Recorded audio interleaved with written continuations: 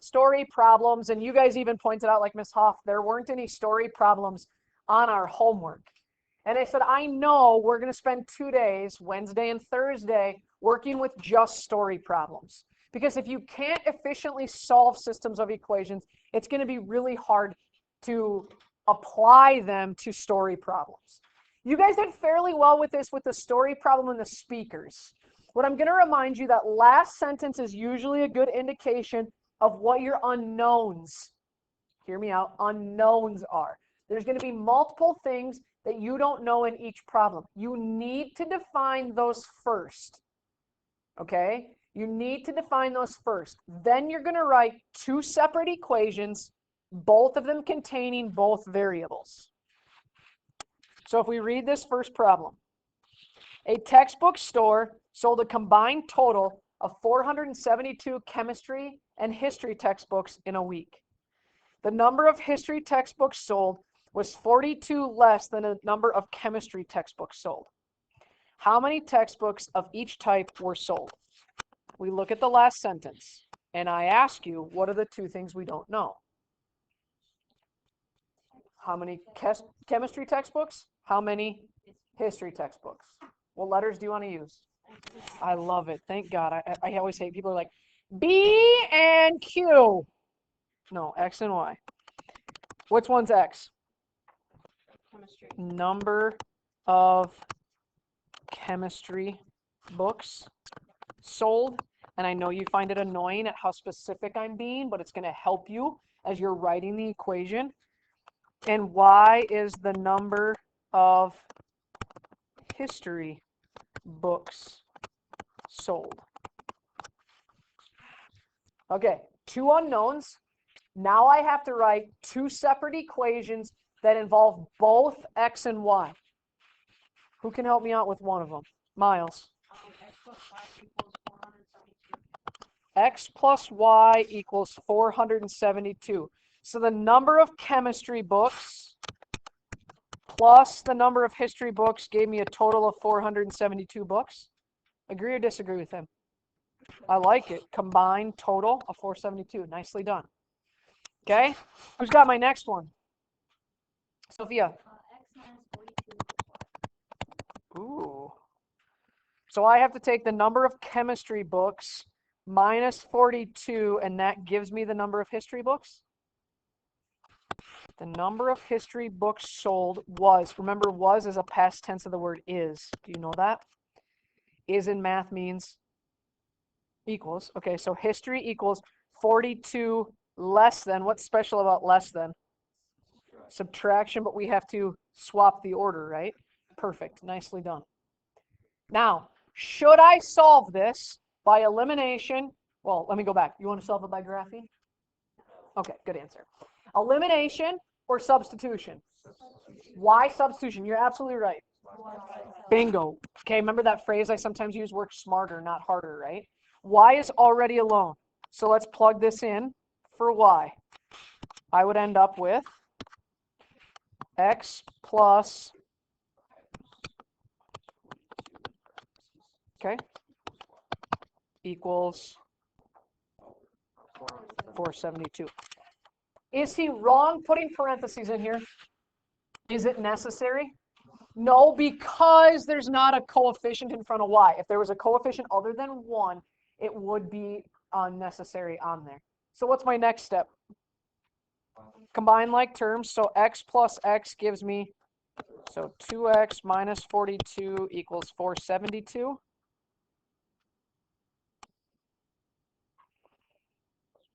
Plus 42, 2X equals 514. Okay. If I get a decimal, should I panic? Yeah, because we're talking textbooks. You don't go to the Barnes & Noble and say, I'd like to buy 1.7 books today.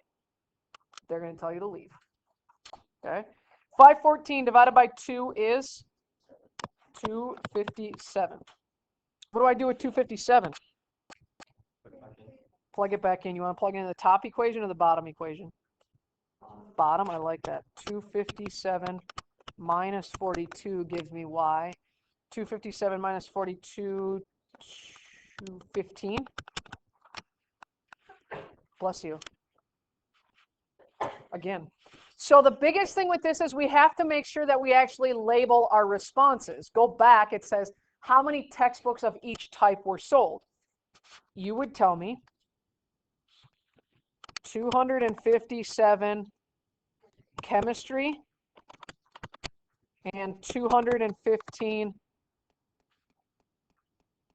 history books were sold.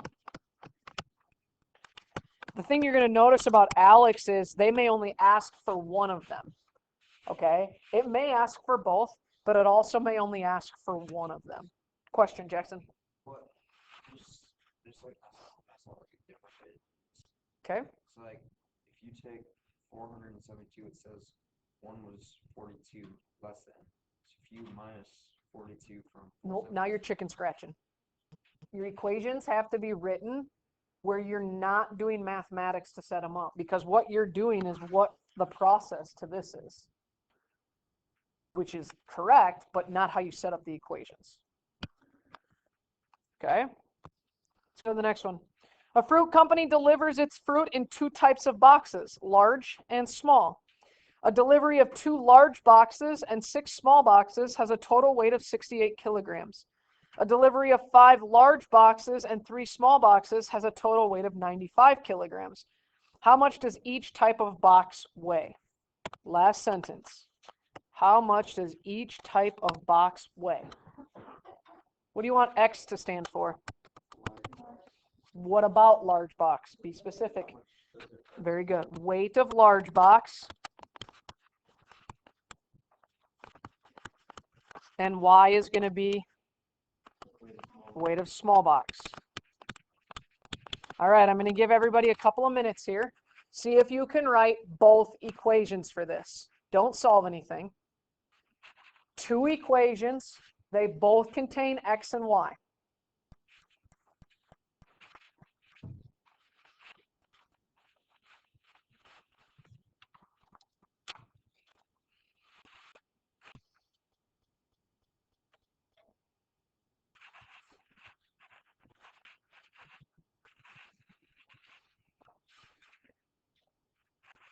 Don't solve anything, just see if you can write the equations for me. Somebody who hasn't answered something for me yet, give me one equation. Alyssa. Thoughts? You good with that one? Brianna, would you have any other one? 5x plus 3y. Thoughts? 5 large and 3 small. Okay? What would be the best way to solve this? Graphing, substitution, or elimination? Elimination. Do you have a question, or are you going to answer that? You were just going to answer for me? Okay. I'm not going to make us solve this. Right now, I think you guys can solve this. If I just gave you these, you can solve systems of equations, right? Okay, so let's look at the next problem. We're going to mainly focus on writing these today. We are going to solve occasionally. An air traffic controller is tracking 2 planes. To start, plane A is at an altitude of 2,525 feet, and plane B is just taking off. Plane A is gaining altitude at 25.25 feet per second, and plane B is gaining altitude at 75.75 feet per second. How many seconds will pass before the planes are at the same altitude? What will their altitude be when they're at the same altitude? Those 2 questions just gave you what?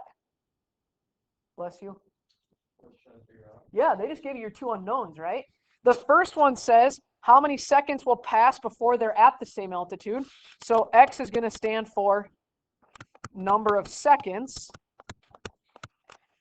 And the second question says what will their altitude be when they're at the same altitude. So Y is going to stand for altitude. Ms. Hoff's going to repeat herself again. 2 equations, they both have to contain Y and X. What are each of these equations going to represent? A plane. One equation is going to represent plane A, and one equation is going to represent plane B. See what you can write. One equation is going to represent plane A, one equation is going to represent plane B.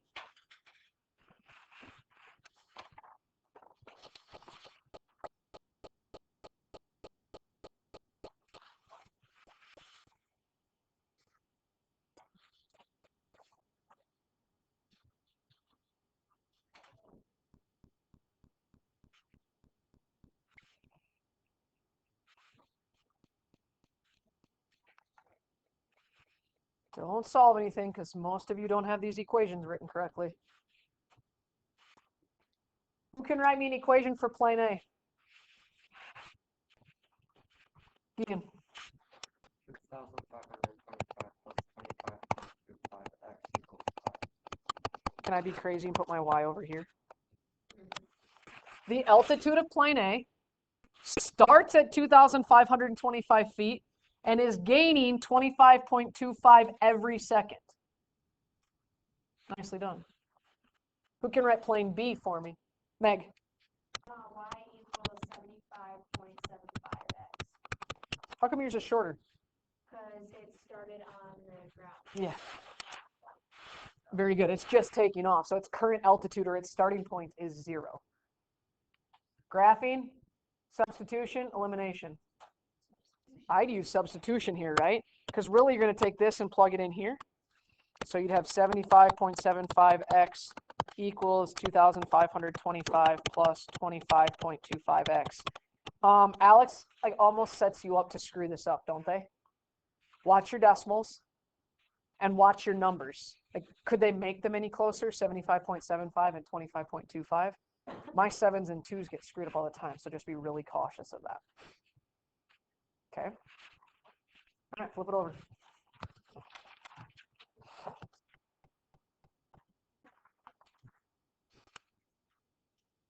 The Bell family and the Gonzalez family each used their sprinklers last summer. The Bell family sprinkler was used for 25 hours.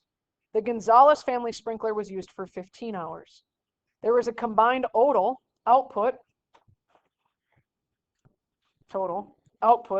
of 1,100 liters of water. What was the water output rate for each sprinkler if the sum of the two rates was 50 liters per hour?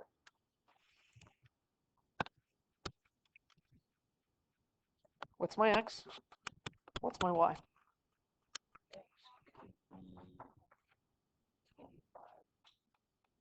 X is an unknown. X is an unknown. Thatcher? Rate, that's a power of rate. Bell family sprinkler output water. Yep. So the rate of the Bell family sprinkler, Yeah. or the Bell sprinkler, we'll say. And y is the rate of the Gonzalez family. Very good.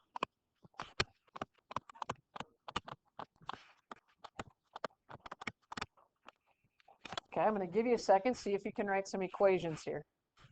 I'm going to give you a second first.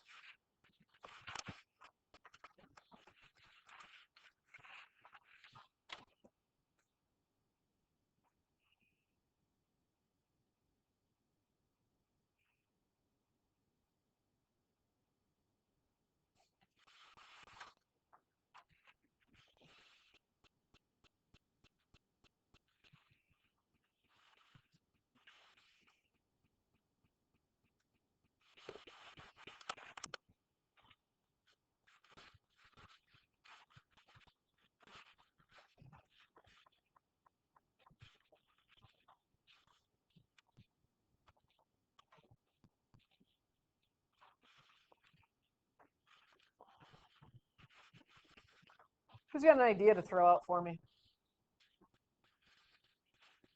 Morgan? 15y plus 25x equals 1150.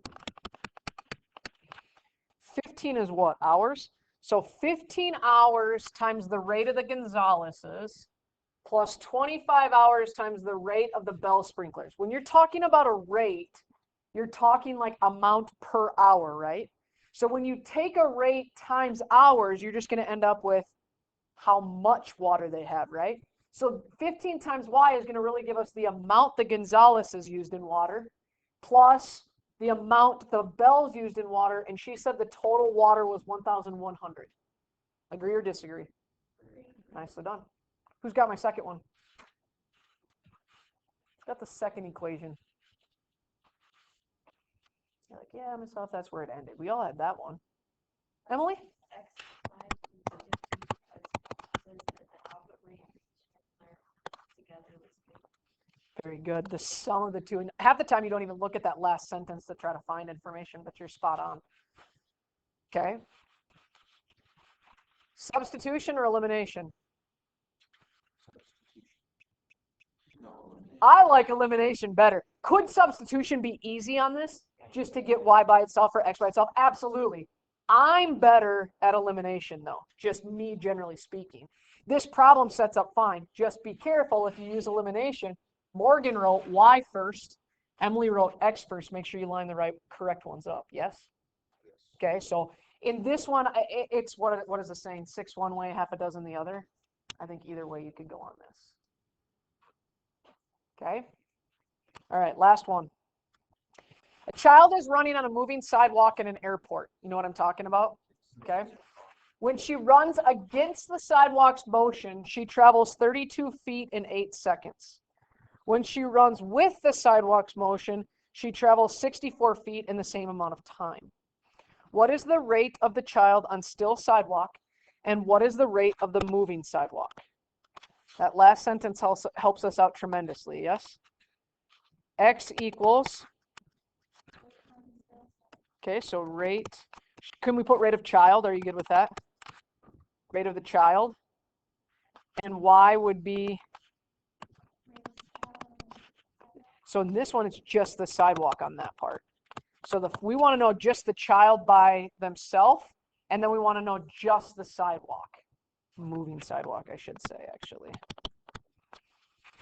Okay, help me figure this out. Why is there a difference in going against the sidewalk or going with the sidewalk, Jackson? Because one's pushing you back, Very good. So when you're running with it versus against it. Now, do you remember this formula? Distance equals rate times time. You need to. Distance equals rate times time. You guys might have used speed instead of rate, but same thing. Okay? So what we need to do is we need to write two equations because we have two different scenarios here. One time the child is running with the sidewalk, and one time the child is running against the sidewalk. Okay? So give me one distance that she travels. 32 feet. So she goes 32 feet. Now, when she goes 32 feet, is the sidewalk helping her or hurting her? And how do you know? It's going against her, so it's hurting. It's going to reduce her rate. So we would need to take the rate of the child minus the sidewalk. And then how long does it take the child to go those 32 feet? 8 seconds. So times 8 seconds. Everybody understand why it's x minus y? She's going against the sidewalk. The sidewalk's moving her backwards while she's trying to move forward. Okay, what's the second distance they give us? 64 feet. Is the sidewalk helping her or hurting her? She runs with there, so it's helping her, so I'm going to add them together, x plus y. How long does it take her to go that far? Very good. It says same amount of time, so 8 seconds. Hey, let's actually solve this one, because this is kind of goofy. What should I do here? That's the first thing I would do is distribute. So I would end up with 32 equals 8x minus 8y. Good. And the second one? 64 equals, what happens? It sets up perfectly for elimination, doesn't it? Your y's are going to end up canceling. So if I add these, what do I end up with? 16x, yep, equals 96. Divide by 16. What'd you say? 6? So what is 6? The rate of the child. The child can go 6 feet per second. 6 feet per second. Just walking down the street. Yep. So then to get y, you want to plug it in the top one or the bottom one? 32 or 64? 64. Yeah, I would absolutely pick 64. It's got a plus sign. This Hoff's terrible with minus signs. 64 equals, you want to plug it into this or the one you distributed? Distributed. So 8 times 6 plus 8y. So 64 equals 48 plus 8y. Then I should minus 48. 16, right? Then divide by 8, y equals 2. What is y? What is it though? The rate of the sidewalk. So you would say the sidewalk is moving at 2 feet per second. 2 feet per second. Okay? What I'm going to ask of you is, this is going to be more important to make sure you have work shown in case you do get it wrong. Some of your guys' work is so scattered, I could not follow it. I don't even know how to bail you out, and there's no way you can even check your work. I understand the grid paper I gave you, which you don't have to use. It's just there if you want to. There's little grids. You don't have to only use one grid per problem. I can't even write that small, okay? Use as much paper as you need to. If you need help, please ask, and I will need to see the original problem and what you have, because everybody's problems are different. All right, rock and roll.